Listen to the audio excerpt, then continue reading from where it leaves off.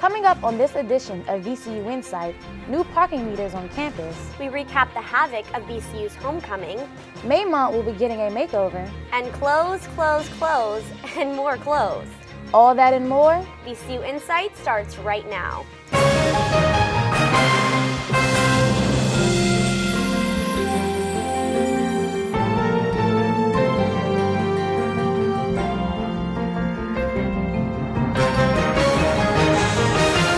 Hello and welcome to VCU InSight. I'm Melina Sitnor. And I'm Allie Nasta. Thanks for joining us tonight.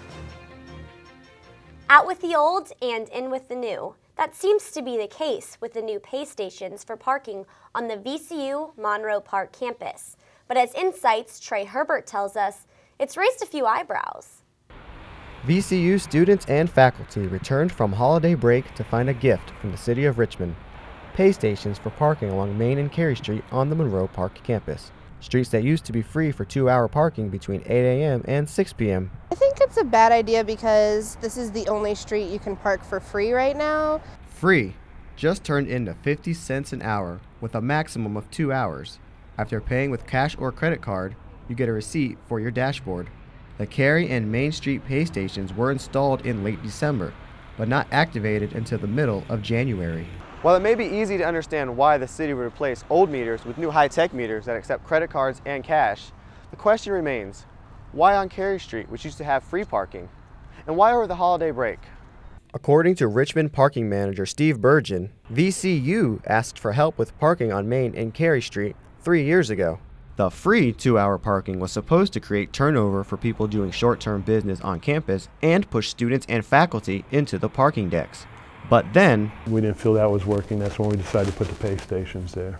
Burgeon says they were installed in December to give people time to adjust. We did put the pay station up in December without doing anything so people would see it and question it. And question it, they did. Seeing signs saying pay to park, but machines that weren't initially turned on, people were given a grace period to find new parking or to prepare to pay. I think some people will suck it up and pay it because the parking passes are pretty expensive and some people might only have a few classes. Which would open up opportunities for people only parking short term.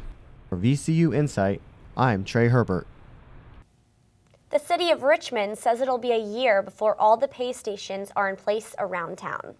New also applies to how Richmond is defining what exactly is a nightclub. But what does this mean for nightlife in the River City? InSight's Nisi Chisholm has the story. There's a new definition of what constitutes a nightclub in the city of Richmond. Richmond City Council recently approved a nightclub ordinance that will distinguish nightclubs from restaurants. Previously, the city allowed nightclubs to be used as restaurants, but this is changing with what the city of Richmond now defines as a nightclub. Under the nightclub definition, you're serving alcohol. You have a standing or dancing area for patrons, and you have amplified music. Nightclubs will also be defined if they operate between the hours of 12 midnight and 6 a.m. Ben Bow says the ordinance was permitted due to community complaints about nightclubs in their close range to residential areas. Richmond City Planner Roy Benbow says that the nightclub ordinance will not affect nightclubs that are already in business. It will only affect nightclubs that will open in the future. Those nightclub owners will have to apply for a conditional use permit and attend a public hearing before the Planning Commission and City Council. Manager of Europa Italian Cafe, Emily Pally, fears the effects of this nightclub ordinance. She's concerned about the late night aspect of these changes. And I wonder if if these places are going to be able to serve food late too. I mean, I think food might have a lot to do with it, because at 2 a.m. people are drunk and hungry. Emily's worst fear: it might take business away from us, honestly. According to City Planner Roy Benbow, all nightclub ordinance procedures are established and effective immediately. For VCU InSight, I'm Nisi Chisholm.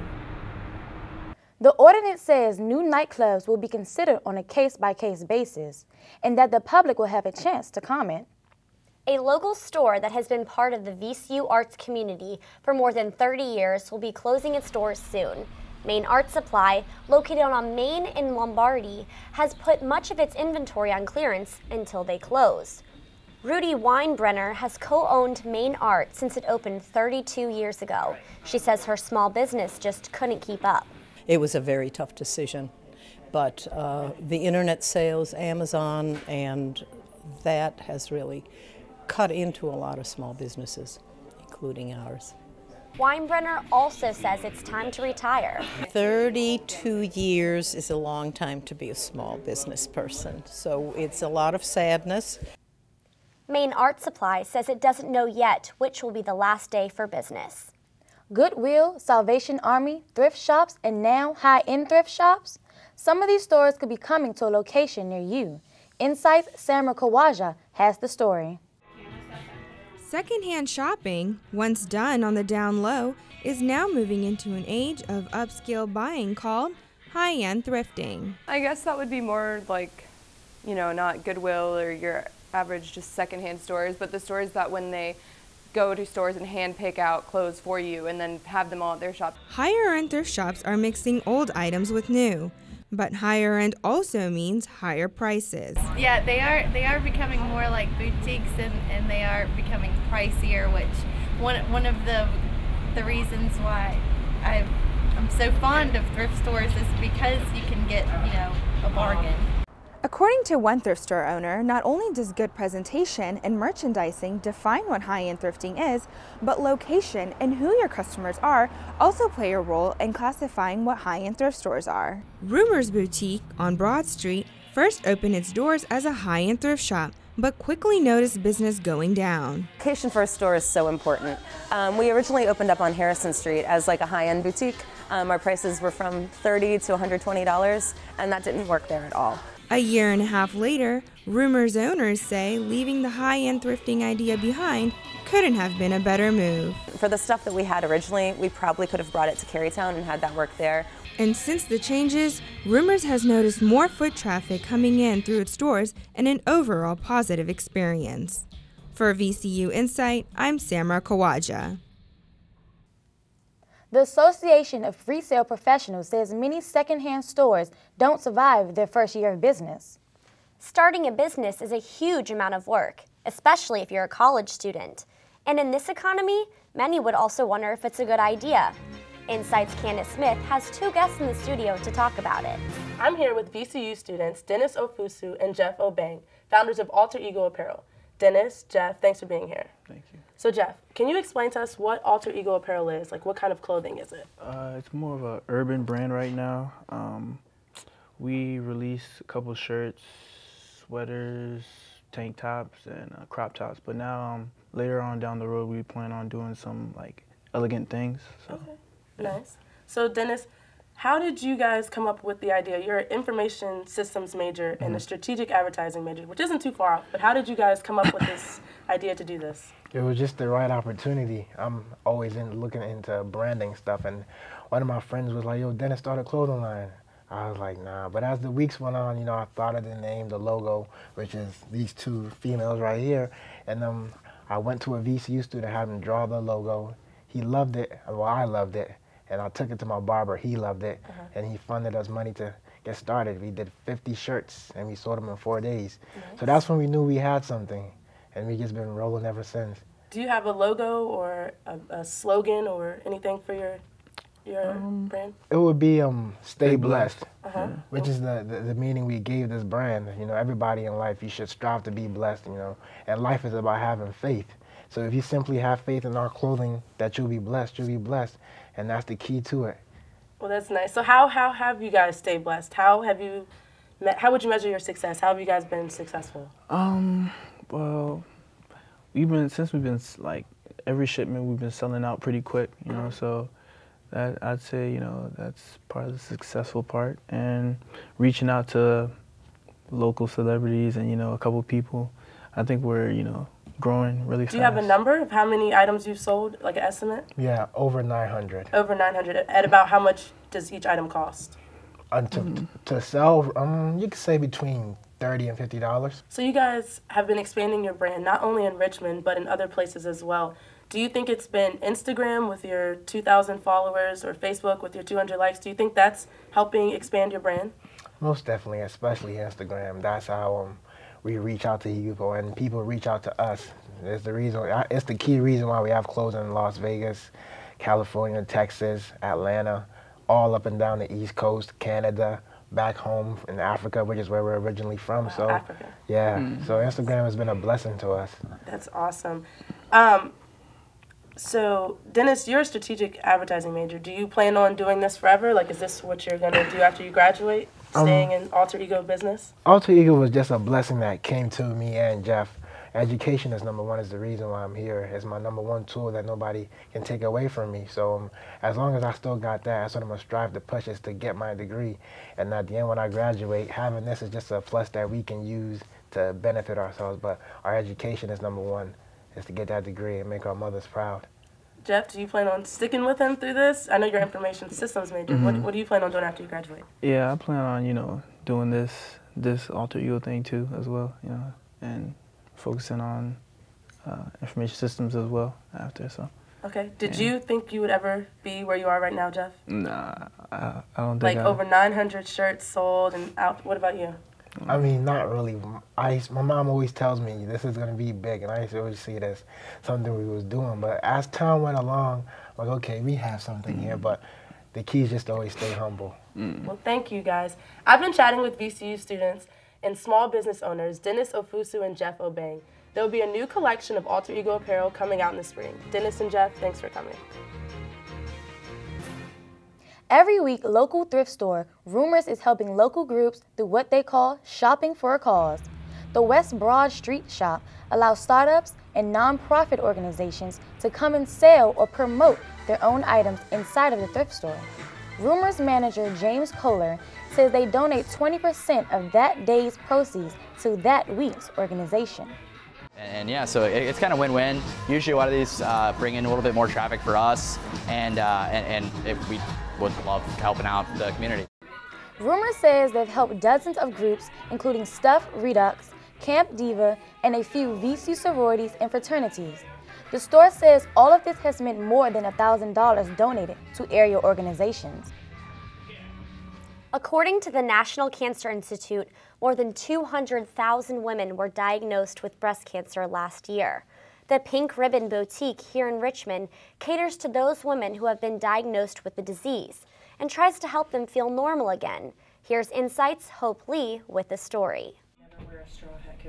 This is Heather Sutton's first trip to the Pink Ribbon Boutique since she was diagnosed with breast cancer this past Thanksgiving. I had my hair until last week, and on the 22nd day it started coming out.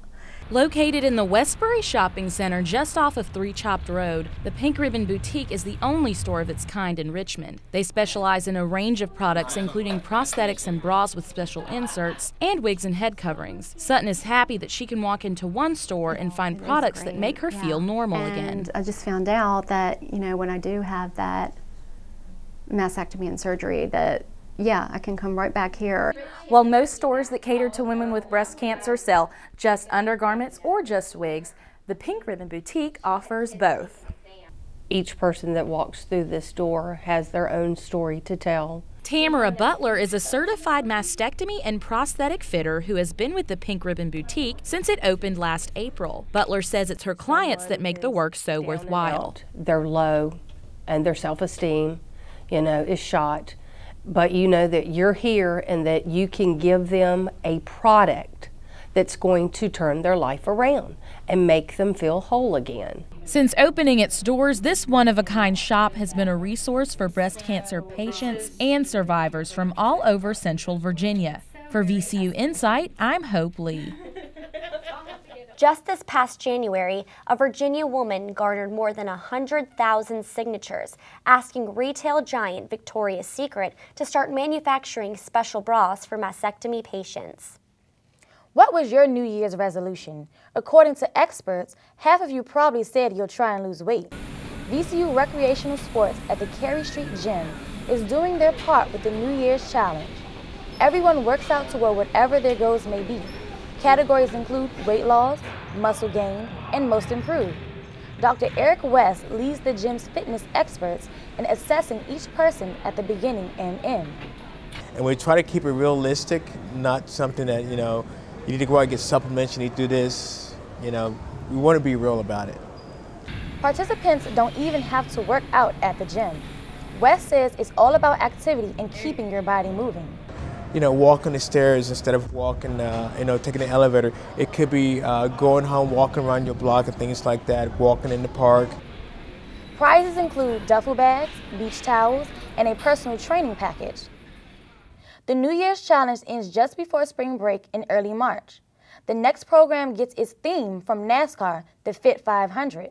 It starts right after spring break. It's graced stages for 27 years, and now it's at VCU. Just in time for Black History Month, George C. Wolfe's The Colored Museum is an honest look at race relations and issues. InSight's Charisse Bonnerball gives us the inside scoop. With opening night right around the corner, the cast is hard at work putting final touches on the play. The show begins as a visit to the museum that soon turns into a journey through Black history in America. It's that kind of a play that is provocative and, it's thought-provoking, it's entertaining. Characters throughout the show relive struggles of the past while trying to adjust to the changing times. It's that this is still a part of our history regardless of who you are. If you're an American, this is a part of your history, therefore you need to know about it. Behind me lies the W.E. Singleton Center, where the cast has been rehearsing for weeks. Ethel was pretty hard to play. She's really fun, but her entire scene is a song pretty much. And singing is not something I've done for very long. Raven wasn't the only one with struggles. The cast members stumbled over some lines and forgot some cues, but no one seemed too worried about it. I think it's an opportunity to sing and shout. And we all need to do that sometimes, right? We all need to do that sometimes. It's like, somebody said it, Yes, somebody finally said it. Director Pettiford Watts feels confident that the cast will be ready by opening night. For VCU InSight, I'm Charisse Bonnerball. The Colored Museum will run until February 24th at the Raymond Hodges Theater on the VCU campus. VCU Libraries recently installed a new system for cataloging that lives in the internet cloud. Called Alma, it's designed to handle the library's more than 2 million books, academic journals, and media. It went live last October. Turns out, VCU is an early adopter of the system. Many students and faculty have yet to notice this change. VCU Libraries Senior Associate John Duke says the system prepares the library for the digital age.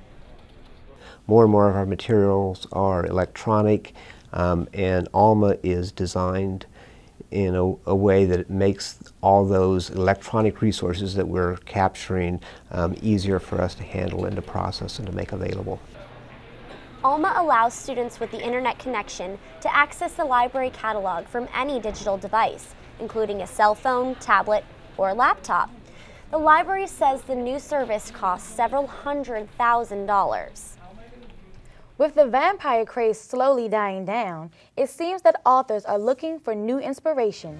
InSight's Amber Coles is in the studio with an author who might have found a new subject. I'm here with local children's author Brian Rock to talk about his fourth published book, The Deductive Detective. Thanks for being here, Brian. Thanks for having me, Amber. Now, The Deductive Detective, it's a book. Hard title to say. Easier to read, though. Yes, it's a book about a duck. There's a bunch of puns and really cute things for children. How did you come up with the different animals that were not the animal that took the cake? Well, as I was trying to come up with clues that would be specific to an individual culprit, I had to come up, like for instance, one of the clues is a strand of hair. So I knew if I added a bird, birds don't have hair, they have feathers. So as I already know who my culprit is, and I have to work backwards towards the beginning of the story and say, all right, my criminal has all these traits. What's an animal that has some of the traits like that, but one different? All right, what's another animal that has one more different thing, and work all the way back. What's the thought process like when you're writing a children's book? Because you have to be in a different mindset to write for kids versus adults. Unless you're just a kid all the time, like sure. I am. I'm one of those ill-behaved kids, like when you're at a museum and you see the plaque that says "Do not touch." I'm always the one that's touch that. Touch. Well, you said your favorite authors were Mo Willems and Jim Henson. How have they influenced the way you write? Right. Well, Jim Henson is more live action than an author. But what he did and what I love and what I respect about him is he didn't say, I'm an adult creating entertainment for kids. He said, I'm Kermit and this is what Kermit does, or I'm Fozzie Bear, or I'm Ralph the dog. He got into the character and became a kid himself and created from that center of awareness. And Mo Willems does the same thing. So, I am the pigeon. I'm gonna drive that bus, let me drive that bus. Yeah. And he's not writing, all right, kids, please learn not to let animals drive buses. He's saying, I wanna have fun, why don't you let me have fun? Let me out of this adult constraint that society has put me in and let me be my inner child. So as a child, when you were reading children's books, what would attract you to certain books, if anything? Like most kids, it was usually the pictures, and I hate to say that because I'm the writer and I get no credit for the artwork, but I've been lucky. I've had some really good artists with my books. But the kind of stories I liked were ones where the character was a little bit different. I love Ferdinand the Bull because he was a bull that acted opposite of how you would expect a bull to act.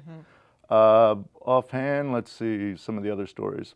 As I got older, I loved The Phantom Tollbooth was a book I loved just because of the wordplay it used with taking words literally and building a whole universe out of what if this word were applied literally? How would that change the environment we live in? Now, speaking of illustrators and authors, yes. Piggies, your second published book, there it is, was done by Kate Hudnall. And she did a fantastic job. I understand, a VCU student? She is a VCU alumnut. She is a graduate now. Now, most authors don't get to meet their illustrators. How important for you is it for you to meet your illustrators and kind of get to know where they're coming from? Well, it's not important to me because they're already talented without me. I'd probably mess them up a little bit. But I did have the opportunity to work with Kate and with my first illustrator, John Murner, and that was incredible because to me, writing is what I love to do and I enjoy it. But artwork, for artists that can actually create on a blank page, to me that's like magic. I mean, they could just as quickly pull a rabbit out of their hat and it would be the same effect on me. It's like, you turn that circle into this like giant revolving, rotating machine. Just with a couple quick lines and there it is. I'm just amazed every time I see an artist at work. Well, I've been chatting with author Brian Rock. His new book, The Deductive Detective, will be available on Amazon on March 1st. Thanks for being here, Brian. And in bookstores too. Thank you so much, Amber. Homecoming at VCU is an annual tradition filled with a week of events. Activities began in late January and included a block party, a concert featuring rapper A$AP Rocky, and the VCU's Got Talent talent show. Acts range from singing to dancing to even an amateur magic show. Students competed for prizes like an iPad mini, an iPod Nano, and an iPod Shuffle. At the end of the night, judges named step dancer and biology sophomore Joe Antahilio the first place winner. It did catch me by surprise. I mean, there was a lot of other good talent out there too, so it was up in the air. I had no idea. The homecoming festivities all came to an end Saturday night when the VCU men's basketball team took on Fordham University. Ram fans packed the Siegel Center for another sold-out home game. The Rams led by 5 at the half and finished on top, 81-65. The standout of the night was senior guard Troy Daniels, who scored a personal game high of 29 points. But according to Coach Smart, Daniels' main goal is solely to do well for his team. He wants to do well for his teammates so bad, and when he doesn't have one of his best games, he takes it very hard. So it's nice to see him do what he did in the second half. He's a great kid and he deserves it. VCU's winning streak against Fordham has put them back in the running with Butler for the #1 spot in the A-10 and put the Rams back in the national spotlight. Coach Smart says he's not worried about the standings. A very challenging schedule coming up. We've got a week to prepare for our next game, so we're really excited about getting on the practice court and getting better at some things. But, we're not really worried so much about the standings right now. We just focused on our next game. Ram fans are waiting for the Final Four rematch against Butler. And then there's the University of Richmond, who broke VCU's winning streak earlier this season. VCU plays at home against Butler on March 2nd and again at home against Richmond on March 6th. And finally tonight, major renovations are set to take place at Maymont. The Parks Foundation hopes a new fundraising campaign will lead to improved landscaping and exhibits. InSight's Talisha Williams has more on this story. The Maymont Foundation has completed the first year of a 5-year, $35 million capital campaign called the Spirit of Generosity. They've already raised $14 million. Maymont's executive director, Norman Burns, says he hopes the renovations will sustain the park for years to come. If people love Maymont today, I think they're going to love it even more once we finish this campaign and make the improvements that will sustain this place, we hope, for the next century. The foundation wants to complete about 35 projects over the next few years. These include major changes to park exhibits and improvements of landscaping and entryways. One of the many renovations will take place at the children's farm. It will provide more space for animals and a better guest experience for children and families. Another project will be to put up more signs that will help visitors better navigate around the park and exhibits. They also plan to add more restrooms and improve parking and roadways. Although Maymont hopes the renovations will better accommodate guests, the Crabb family visiting from Henrico County already seems to be enjoying the nice atmosphere the park offers. Just the openness and the size of Maymont is really nice. We enjoy getting exercise and walking around. This family is one of the many who take advantage of the experience that Maymont offers free and accessible. The foundation receives about $600,000 from the city in funding, but 80% of its budget comes from donations, gifts, and fundraising.